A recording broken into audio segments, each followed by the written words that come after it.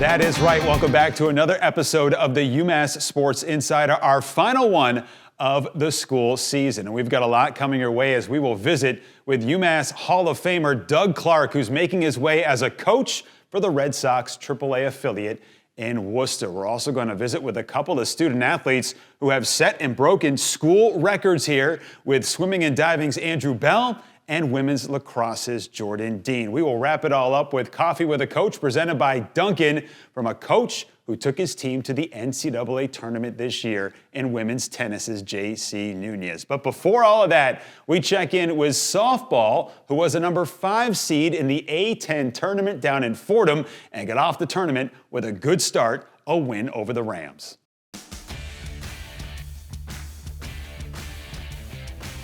The Minutewomen opened their run in the A10 double elimination tournament with an 8-4 victory over Fordham on May the 8th, getting a complete game 2-run performance from junior Julianne Bolton. After dropping their next game to Dayton, the Minutewomen bounced back with a thrilling 8-6 win over St. Joe's to advance to the A10 semifinals. Bella Pantoja had 4 hits to lead the offense in the win. The run came to an end on May 10th in a loss for St. Louis to close out the season, where the Minutewomen finished with a 14-12 record and advancing to the semifinals in the Atlantic 10 tournament. On the other side of the diamond, baseball has been on a roll. How about 3-game sweeps of St. Joseph's and of St. Bonaventure before taking down UMass Lowell at Lorden Field 5-4 a week ago. Speaking of baseball, we've got Hall of Famer Doug Clark joining us in just a second.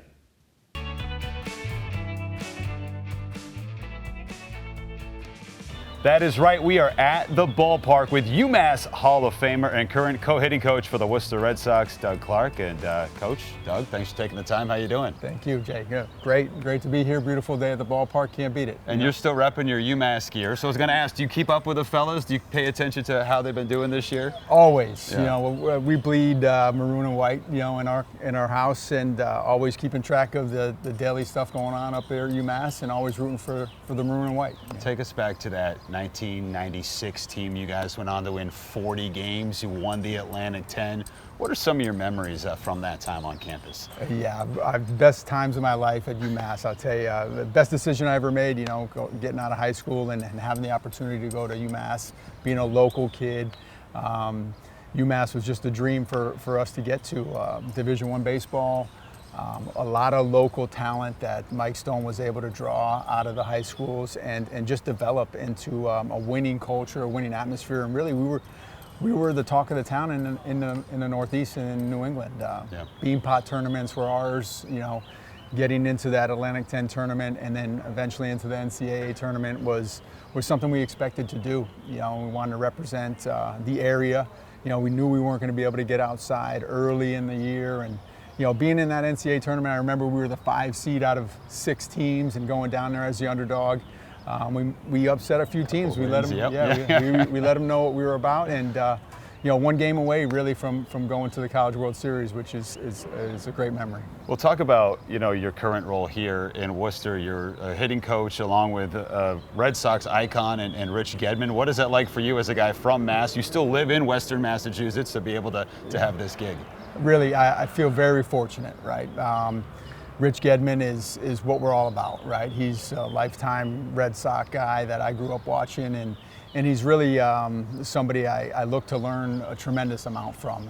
He's been in the game for so long. He's seen so much. He's been through some of the changes, been through what we're trying to accomplish here, and just really leaning on him a tremendous amount to try to get my skills, closer to his, when it comes to the coaching stuff. You have played in the big leagues. You coached for an extensive amount of time with the San Francisco Giants organization. Now you're here with the Boston system. Who's one of the best hitters that you've ever been able to work with? Wow. In my short stint here with Boston, it's got to be sidearm-upload. Yeah. I mean, he's a tremendous talent and someone who has just a high motor to want to get better and help the team win. That's one of the players. Wilyer Abreu is another one that we got, in that he's another great talent, somebody who sees the ball like nobody else and able to really barrel up the ball better than some players that I've seen. So those two players quickly come off my tongue, but we have a lot more coming, you know, so. You sure do. Yeah. They're on the horizon. Now, one of the really cool things that you've been able to carry through your time as a coach is utilizing the UMass football helmet. What are you doing with that, and where did that come from? Well, it's funny you ask. I mean, you know, you see the home run celebrations around. Yeah. This is the OG. This is the original. We started. So this you were back ahead of the curve with this. We were ahead of the curve Yeah. back in 18 and 19 in the minor leagues. We kind of, you know, as an offensive unit, you always talk about making sure you're grinding out at bats, that you're staying focused on our plan and our approach. And you know, I truly believe that if you do that, good things are going to happen. And we kind of symbolize that football helmet of like, when you can stay focused on your approach, when you can grind out at bats, good things are going to happen. And when good things happen, sometimes it's a homer. So we want to make sure we congratulate these guys. And it's a symbol of just like, you know, keep staying focused and staying with their plan and staying with their approach. And it's kind of grown throughout the years. I tell them a few stories about what I've gone through and how I've gotten here, and how it's important just to keep those blinders on. And for me, that helmet represents that. Whose helmet is it, and where'd you get it? That's my original helmet too, because when I did, luckily getting inducted to the Hall of Fame at UMass, a lot of the equipment guys hooked me up with some past stuff, and that's my back in the day helmet. So it's nice to bring it back. And you put it to good use. We do. We keep it rolling. Bro. Good. Doug, thanks so much. Appreciate it. You got it. All right, Thank we'll you. be back with more on the UMass Sports Insider. At Bay State Health, we are compelled to be a force for good. That compassionate, spirited, and steadfast drive has helped us be the difference for you and so many others within our diverse human family. Every day, in ways big and small, we are humbled and privileged that our impactful care helps you go on to make all the difference in your own world. Together, we have the capacity to transform lives. Bay State Health, advancing care, enhancing lives. The reviews are in. The Mass Lottery's first $50 instant game is the must-have scratch ticket of the year. How do you like them apples? Players agree, it's the best payout yet. Show me the money! Lottery Quarterly raves a grand prize like we've never seen. Massachusetts makes history again. $1 billion extravaganza, now playing at a lottery retailer near you. We're the team behind your team and your school. We're also the team our customers rely on. Wherever things are getting done, powered up, and made better with Caterpillar equipment in the Northeast, you'll find Milton Cat, the team prepared for every challenge. Milton Cat, always ready.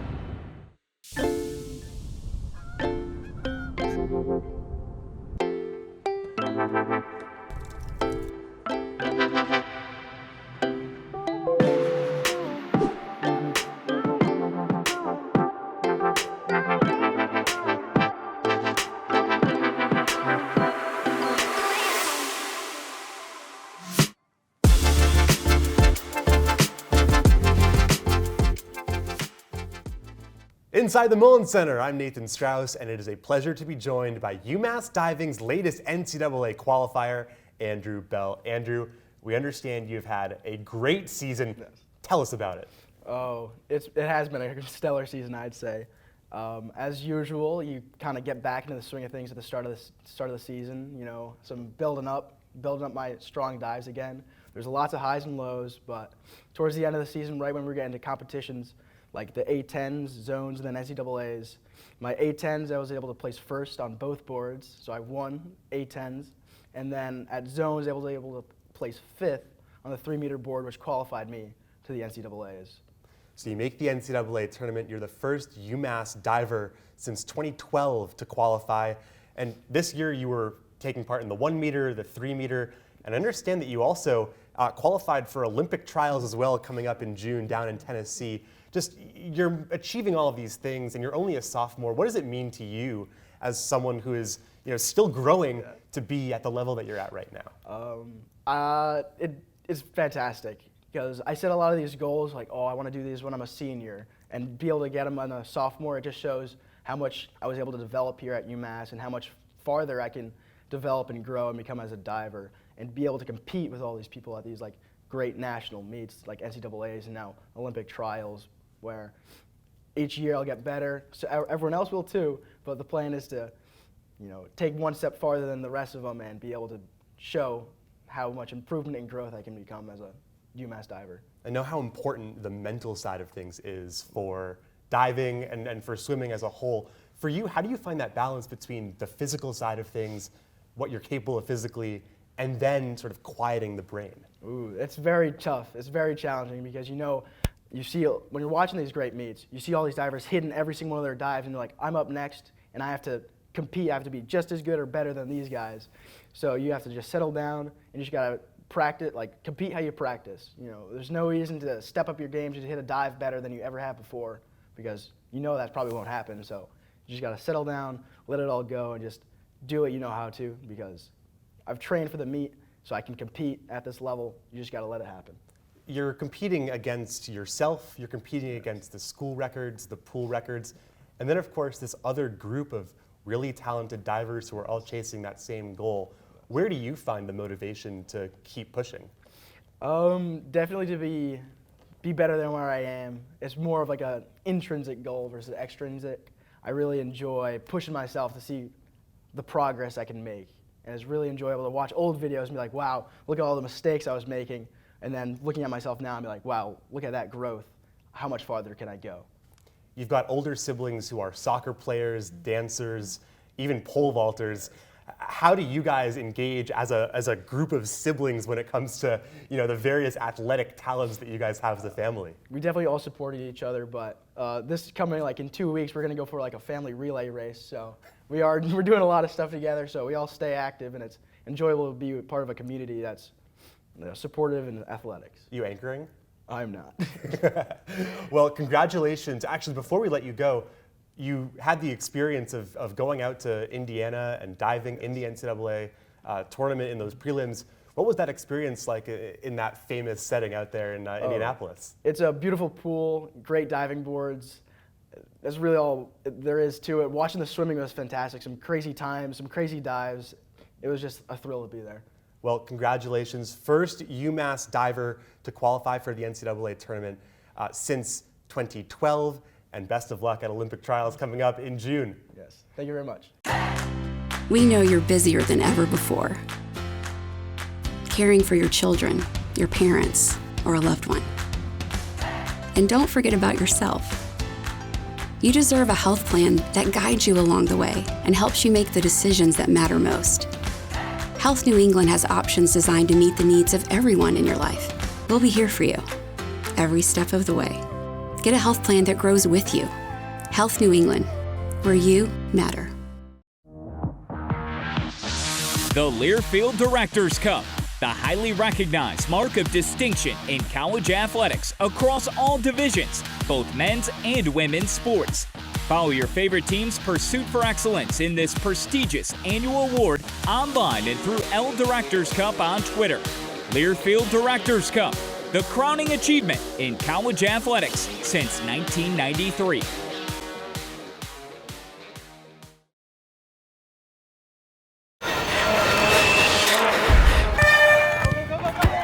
At Mass General Brigham Sports Medicine, you'll find sports medicine care driven by research and determination.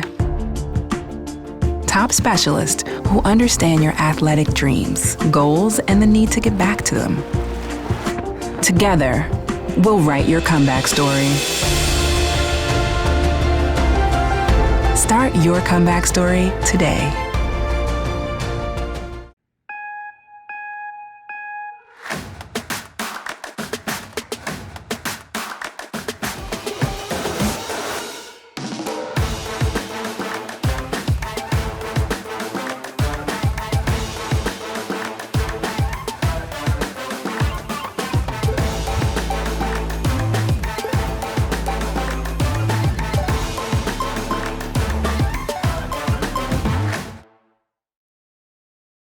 And welcome back to the UMass Sports Insider, coming at you from historic Garber Field as we continue talking about women's lacrosse with Jordan Dean, junior defender for the program. And Jordan, thanks for taking the time. How you doing? Yeah, of course. I'm great. How are you? I'm great. Appreciate you taking the time. Every time I look at your numbers year to year, from your first year here and to where you were this season, it seems like the growth is constant. How have you felt on the field in terms of your growth and development? Honestly, like it's been great. Like each year, like I've had like more opportunity for like playing and like being on the field and like having like an impact with the team. So I've just been really lucky. I'm really grateful for that. You guys celebrating another regular season title. I know the tournament didn't go the way you wanted to, but you look at how great this program has been. You've got the coach of the year, the offensive player of the year, the defensive player of the year. What is in that secret sauce for this program and your team? Honestly, I think it's just like all like the little things that like add up to make like those things happen. I mean, like we're out here practicing all the time, making sure that like we're finishing every play, doing all like the right things. So I think that all just like leads up to those outcomes. Give us a little insight as to how you got your start here at UMass and how you made the journey to Western Massachusetts. Yeah, of course. I mean, I always like grew up playing lacrosse, and one of the girls that was like on my club team, she came here originally, and that kind of like opened up like the opportunity for me like at like this school, because I had never like thought of like UMass like honestly like before. And then one of my other teammates, Cassidy Morris, she committed here, and I was like, oh, like I was also looking here, and I was like, that'd be so cool to come here with her. So yeah. Academically, what interests you here at UMass? Honestly, I really like I'm a kinesiology major, so I really like that program, and just like the size of the campus and like all the different like majors was like really like appealing to me as well. Now, we brought you on because you set an NCAA record, and not only because you've been great in your stay here, but you set an NCAA record for 261 draw control wins this season. Did you know you were approaching that record at some point this year? Honestly, no, I had no idea. It's been like really, really fun. After we played Richmond, our last like regular season game, Jana, like my coach, came up to me and was like, you just broke the NCAA record for draw controls in a season. And I was like, whoa, actually? Like, I couldn't believe it, so. What is it about your style that leads you to have so much success at the dot there? I think a lot of people in the draw, they push. They take the draw like righty, and then I'm a natural like lefty, so I pull.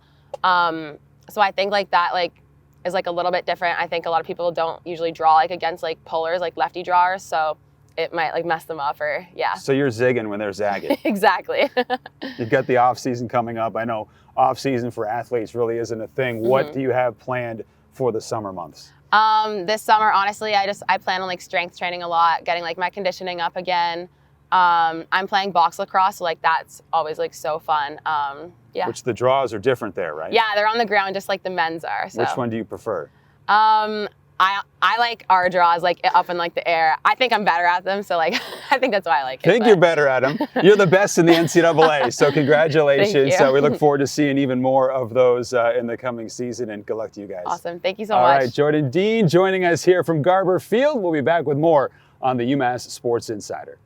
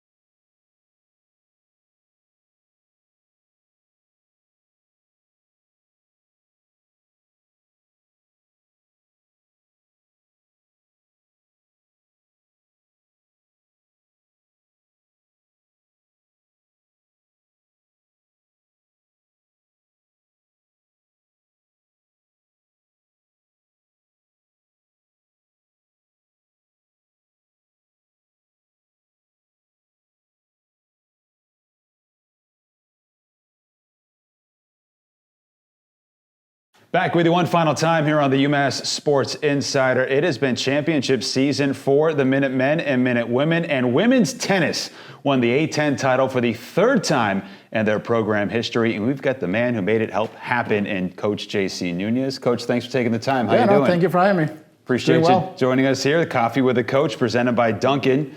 How did it feel for you guys to come away with that A10 title? It felt very special. It was an accumulation of a lot of work. And our team, I'm just so proud of them, the way they work all year. They set it themselves from day one. When we had our first meeting back in September, we asked them what their goals were for the year, and they said right away, our goal is to be A10 champions. And it feels pretty good to accomplish that. And you had a stretch there where you won 7 matches in a row to end the season. You mowed through the A10 tournament bracket, beat Richmond in the championship. So what was it about you guys that kind of turned things on towards the end of the year? Yeah, well, we had a very tough schedule this year, and that was done on purpose. We played a lot of really tough teams, nationally ranked opponents, but some really close matches, some close wins, some close losses. And I felt like when we got to that stretch at the end of the season, we were prepared. Also we got some players back healthy as well that weren't available early in the season, so that also made a big difference as we got into that stretch run. But yeah, like you said, we were 8-7, and then we had 4 regular season matches, conference matches. We got those 4 wins, and then we took that confidence to the tournament, got 3 more wins there. So yeah, it was a very good finish to the season, but I feel like, all these matches early on, those tough matches made a big difference. And you were telling us about the draw that you guys had in the NCAA tournament. You go out to Palo Alto to take on Stanford. You described it as the Alabama football of women's tennis. 21 national championships. Yes. You're out there playing in those facilities. What was that experience like for you and for your team? No, it was a great experience. Yeah, we knew when we got the draw, we knew it was a tough draw, right? Stanford is they are the number 2 seed, and they showed why. They're a great program with a great history. But I was so proud of the way our team embraced the opportunity, the challenge. We went out there ready to play hard, give our best, and we did that. We had a lot of close matches on a lot of different spots, and I felt very proud of our performance. We enjoyed the experience, but we didn't just go there to participate. We went there to play hard, to compete, and I felt like we gave Stanford a really good test.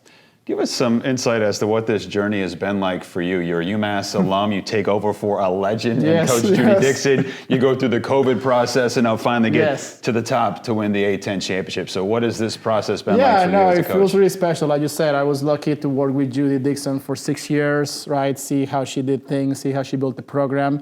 So for me, it was really, something that I took a lot of pride in to be able to build on her legacy, build on all the work that she has done to continue to move the program forward. And yeah, it's been a lot of years, right?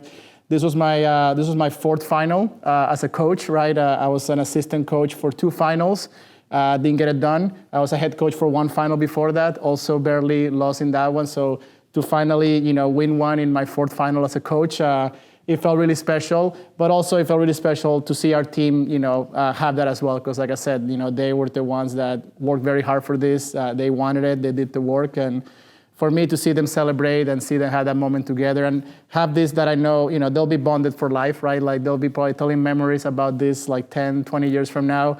I'm very happy for them that they're going to have this for the rest of their lives. You've got players on your roster from Moldova, from Thailand. You have players who encompass multiple continents. What is the recruiting like, and how do you bring together people from all over the world on your team? Yeah, our goal in recruiting is to just bring the best, the best tennis players, best students, but also more importantly, just the best people. Because I do feel like having a good environment, a good team culture, that's the number one thing.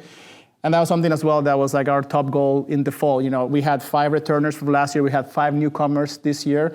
So we knew that was going to be something very important for us to bring them all together. We let us work on that in the fall. We spent a lot of time together just getting to know each other, building communication, building relationships, and I felt like that really paid off. And like you say, when you have people from so many different countries, different languages, that's crucial, right? You got to be able to build that understanding, and I felt like we were able to do that this year. And like I said, the ladies were awesome. Got any time off in the future here? Well, not right now. The tennis, the recruiting portal opened for tennis just this week, so we're very busy right now, just trying to same thing, trying to bring in some good people, good tennis players for us to continue to build for the future. Coach, thanks so much. Appreciate you taking the time. Thank you. I appreciate it. All right, that is Coach Nunez on our Coffee with a Coach presented by Dunkin'. We will close the show with one of the busiest men here on campus. That is the new Chancellor, Javier Reyes. We mic'd him up at the UMass football spring game. Here he is, live and wired. I have to learn all the ropes today in 30 minutes. So. You guys look a lot bigger with all the equipment on. So. I like the new helmet. Thank you. It was awesome. It was awesome. Thank you. That's an impressive taping. Coach. Yeah, I think we're ready to have a good one. Can't lose today. Yes, that's a beautiful. I was thinking I need one of those helmets with extra padding. Can I see one of those? It's a lot bigger than you think.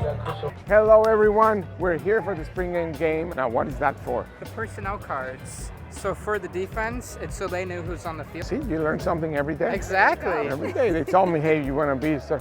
I guess, Coach, I'm like, I can, but I'm going to have to be asking a lot of questions. You want a headset today? I'm going to be on a headset, so I'm going to have to bring up the card so that nobody sees what I'm saying. And then here's all the action for you. Perfect. Have fun.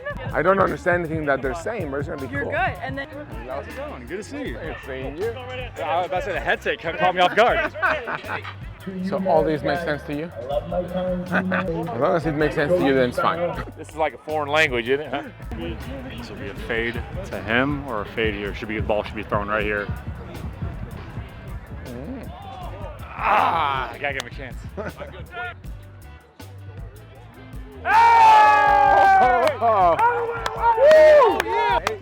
one.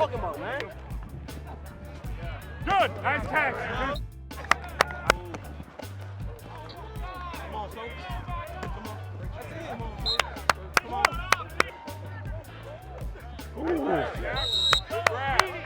Nice catch. I just don't understand what language you guys speak over here. I don't even know what they're saying. I'm a different language than them. Like, wow.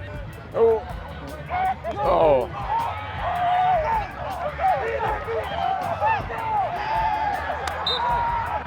Third down. Third down. I mean, the game, it's just so much information.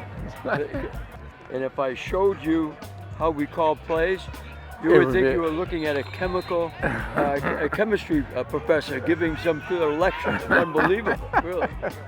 Did you see that touchdown pass? Did you call it? I called it. Okay, that's what I'm talking about. He does everything. Have you called any good ones? I couldn't even call anything. I mean, they speak a different language.